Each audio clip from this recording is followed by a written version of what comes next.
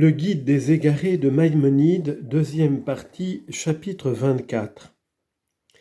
Tu sais en fait d'astronomie ce que dans mes leçons tu as lu et compris du contenu du livre de l'Almageste. Mais le temps n'était pas assez long pour te faire commencer une autre étude. Ce que tu sais déjà, c'est que pour se rendre compte de la régularité des mouvements et pour que la marche des astres soit d'accord avec les phénomènes visibles, il faut admettre une de ces deux hypothèses, soit un épicycle, soit une sphère excentrique, ou même les deux à la fois.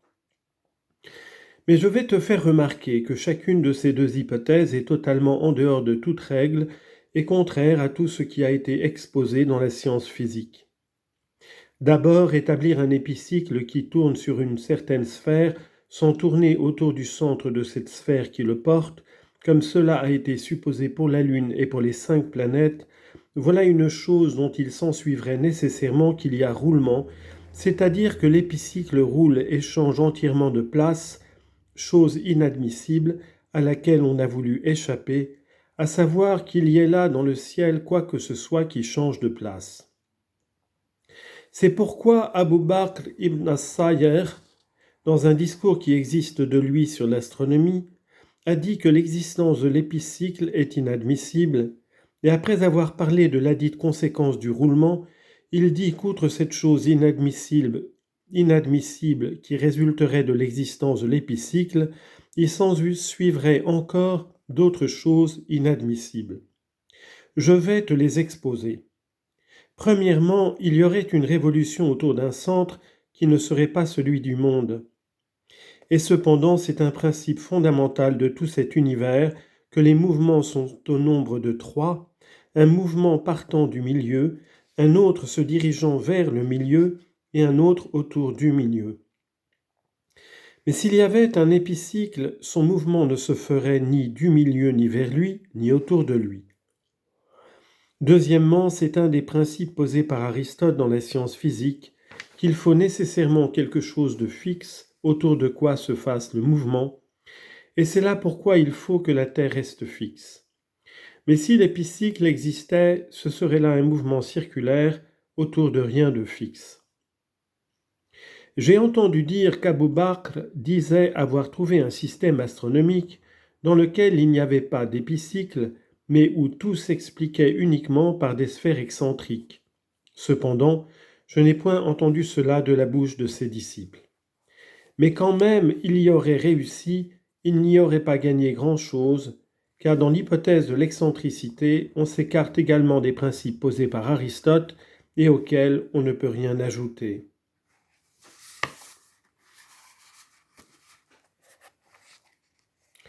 Et ceci est une observation qui m'appartient. En effet, dans l'excentricité aussi, nous trouvons un mouvement circulaire des sphères qui ne se fait pas autour du milieu de l'univers, mais autour d'un point imaginaire qui s'écarte du centre du monde. Et c'est là également un mouvement qui ne se fait pas autour de quelque chose de fixe. Il est vrai que ceux qui n'ont pas de connaissances en astronomie prétendent que, puisque ces points imaginaires sont à l'intérieur de la sphère de la Lune, comme cela paraît de prime abord, l'excentricité aussi admet un mouvement autour du milieu de l'univers. Et nous voudrions pouvoir leur accorder que le mouvement se fait autour d'un point dans le feu ou dans l'air, bien que cela ne soit pas un mouvement autour de quelque chose de fixe.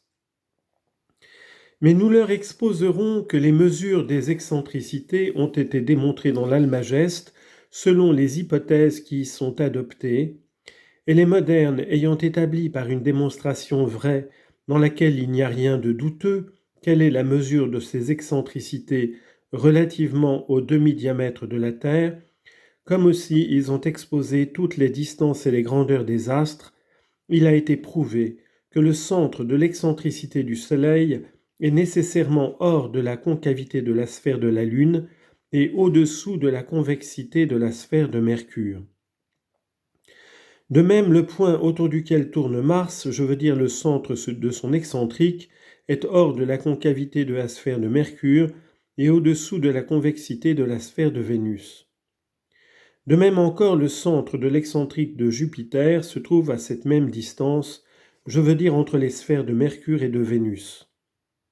Quant à Saturne, le centre de son excentrique tombe entre Mars et Jupiter. Vois par conséquent combien toutes ces choses s'éloignent de la spéculation physique. Tout cela te deviendra clair quand tu auras étudié les distances et les grandeurs que l'on connaît pour chaque sphère et pour chaque astre. Et l'évaluation de tout cela se fait par le demi-diamètre de la Terre, de sorte que tout se calcule d'après un seul et même rapport, sans en établir aucun entre l'excentricité et la sphère respective. Mais il y a quelque chose de plus étrange encore et de bien plus obscur. C'est que toutes les fois qu'il y a deux sphères placées l'une dans l'autre, appliquées de tous côtés l'une à l'autre, mais ayant des centres différents, il se peut que la petite se meuve dans la grande sans que cette dernière se meuve aussi. Mais il est impossible que la grande se meuve sur tout axe quelconque sans que la petite se meuve aussi, car toutes les fois que la grande se meut, elle emporte nécessairement la petite par son mouvement, excepté toutefois quand le mouvement se fait sur l'axe qui passe par les deux centres. Or, en raison de cette proposition démonstrative, en raison de ce qui a été démontré que le vide n'existe pas, et enfin en raison de l'hypothèse de l'excentricité, il faudrait que la sphère supérieure étant en mouvement, elle emportât l'inférieure par son mouvement autour de son propre centre. Et cependant, nous ne trouvons pas qu'il en soit ainsi, mais au contraire nous trouvons qu'aucune des deux sphères, l'une contenant et l'autre contenue, ne se meut ni par le mouvement de l'autre, ni autour du centre de cette dernière, ni autour de ses pôles, et que chacune a un mouvement qui lui est particulier.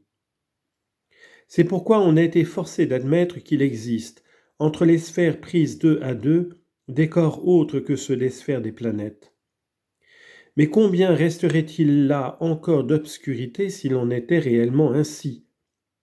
Où supposerait-on les centres de ces corps qui existeraient entre chaque couple de sphères ? Et il faudrait que ces corps aussi eussent un mouvement particulier. Déjà, Tabit a exposé cela dans un traité particulier et il a démontré, selon ce que nous avons dit, qu'il faut nécessairement admettre un corps sphérique entre chaque couple de sphères. Je ne t'ai pas expliqué tout cela quand tu suivais mes leçons, afin de ne pas te troubler dans ce que j'avais pour but de te faire comprendre. Pour ce qui concerne l'inclinaison et l'obliquité dont il est question pour la latitude de Vénus et de Mercure, je t'ai exposé de vive voix et clairement montré qu'il est impossible de se figurer comment pareille chose peut exister dans les corps célestes. Ptolémée en a clairement avoué la difficulté, comme tu l'as vu, car il s'exprime en ces termes que personne ne croit que ces principes et d'autres semblables puissent difficilement avoir lieu en considérant ce que nous avons présenté ici comme des choses obtenues par artifice et par la subtilité de l'art et qui peuvent difficilement avoir lieu. Car il ne convient pas de comparer les choses humaines aux choses divines. Tels sont ses propres termes, comme tu le sais. Je t'ai indiqué les endroits par lesquels tu peux vérifier tout ce que je t'ai dit, excepté cependant ce que je t'ai dit de l'observation de ces points qui sont les centres des excentriques pour savoir où ils tombent. Car je n'ai jamais rencontré aucun auteur qui s'en soit préoccupé. Mais cela te deviendrait clair quand tu sauras la mesure du diamètre de chaque sphère et quelle est la distance entre les deux centres relativement au demi-diamètre de la Terre, comme l'a démontré Al-Qabisi dans le traité des distances, car quand tu examineras ces distances, tu reconnaîtras la vérité de ce que je t'ai fait remarquer. Regarde par conséquent combien tout cela est obscur. Si ce qu'Aristote dit dans la science physique est la vérité, il n'y a ni épicycle ni excentrique, et tout tourne autour du centre de la Terre. Mais d'où viendraient alors aux planètes tous ces mouvements divers ? Est-il possible d'une manière quelconque que le mouvement soit parfaitement circulaire et égal, et qu'il réponde en même temps aux phénomènes visibles, si ce n'est en l'expliquant par l'une des deux hypothèses ou par les deux à la fois ?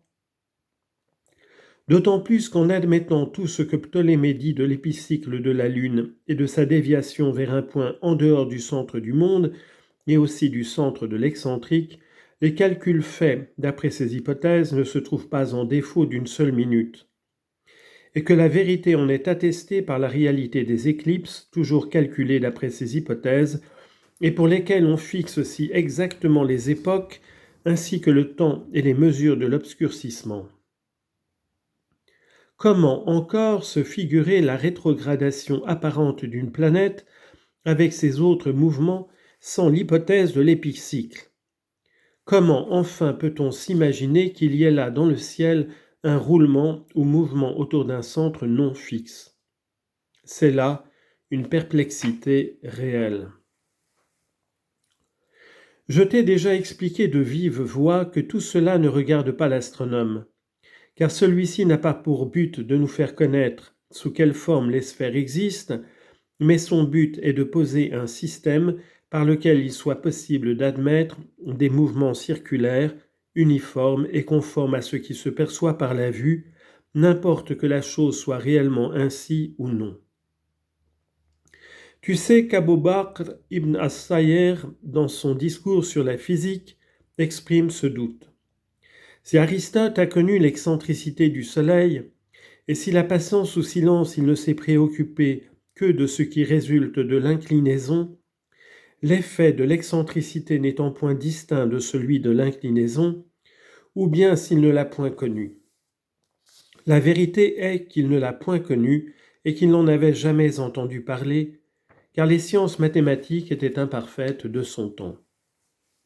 S'il en avait entendu parler, il l'aurait certainement repoussé avec violence, et si elle lui avait été avérée, il se serait trouvé dans une grande perplexité à l'égard de tout ce qu'il a établi sur cette matière. Ce que j'ai déjà dit plus haut, je te répéterai ici, c'est que tout ce qu'Aristote a dit sur les choses sublinaires a une suite logique. Ce sont des choses dont la cause est connue et qui se déduisent les unes des autres, et la place qu'y tiennent la sagesse et la prévoyance de la nature est évidente et manifeste. Quant à tout ce qui est dans le ciel, l'homme n'en connaît rien, si ce n'est ce peu de théorie mathématique, et tu vois ce qu'il en est. Je dirais, en me servant d'une locution poétique, les cieux appartiennent à l'Éternel, mais la terre, il l'a donnée au fils d'Adam. Psaume 115, verset 16.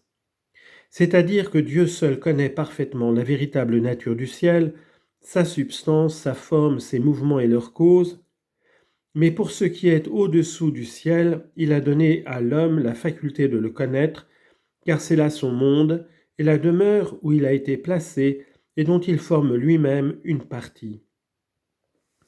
Et c'est la vérité, car il nous est impossible d'avoir les éléments nécessaires pour raisonner sur le ciel qui est loin de nous et trop élevé par sa place et son rang, et même la preuve générale qu'on peut en tirer en disant qu'il nous prouve l'existence de son moteur est une chose à la connaissance de laquelle les intelligences humaines ne sauraient arriver.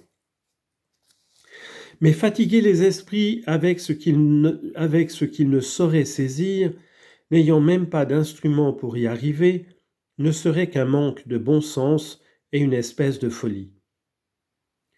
Arrêtons-nous donc à ce qui est en notre puissance, mais ce qui ne peut être saisi par le raisonnement, abandonnons-le à celui qui fut l'objet de la grande inspiration divine, de sorte qu'il mérita qu'il fût dit de lui, « Je lui parle bouche à bouche ». Nombre 12, 8. Voilà tout ce que je sais dire sur cette question. Mais il est possible qu'un autre possède une démonstration qui lui rende évidente la vérité de ce qui a été obscur pour moi. Le plus grand hommage que j'ai pu rendre à la vérité, c'est d'avoir ouvertement déclaré combien ces matières me jetaient dans la perplexité et que je n'avais ni entendu ni connu de démonstration pour chacune d'elles.